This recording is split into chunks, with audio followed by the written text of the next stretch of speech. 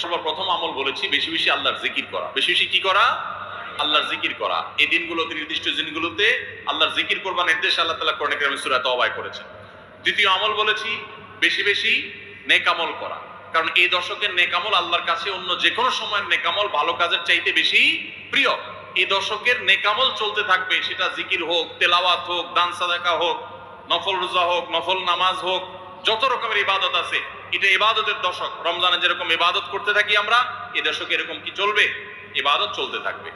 3 নম্বর আমল হলো অন্য যে কোনো সময় আমরা গুনাহ এবং পাপাচার থেকে বাঁচার জন্য যতটা চেষ্টা করি, এই দশকে গুনাহ থেকে বাঁচার চেষ্টাটা হবে অন্য যে কোনো সময় চাইতে অনেক বেশি। কারণ এই দশক মর্যাদাপূর্ণ ইবাদতের জন্য, সেখানে গুনাহ করলে তার দায় এবং তার প্রায়শ্চিত্ত এরকম ভয়াবহ হবে। এই জন্য এই দশকে গুনাহ থেকে বিশেষভাবে বেঁচে থাকার চেষ্টা করা।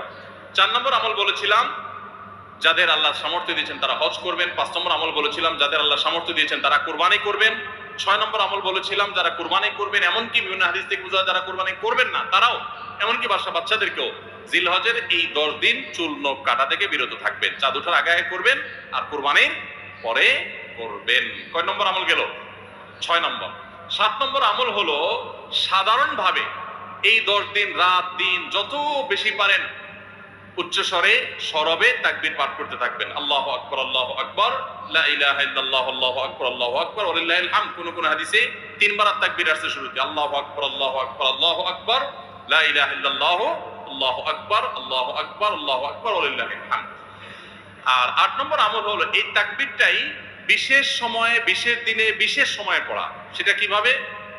জিলহজ মাসের 9 তারিখ ফজরের পর থেকে নিয়ে জিলহজের 13 তারিখ আসরের নামাজ পর্যন্ত প্রত্যেক নামাজের পরে নারী পুরুষ সবাই এই তাকবীর নামাজের পরে একবার করে পাঠ করা। এটা হলো বিশেষ সময়, তাকবীরে মুকাইয়াদ বলা হয় এটাকে, স্পেশাল। এটা 8 নম্বর আমল। 9 নম্বর আমল হলো জিলহজের 1 থেকে 9 তারিখ পর্যন্ত এই সব দিনগুলোতে নফল রোজা রাখা মুস্তাহাব।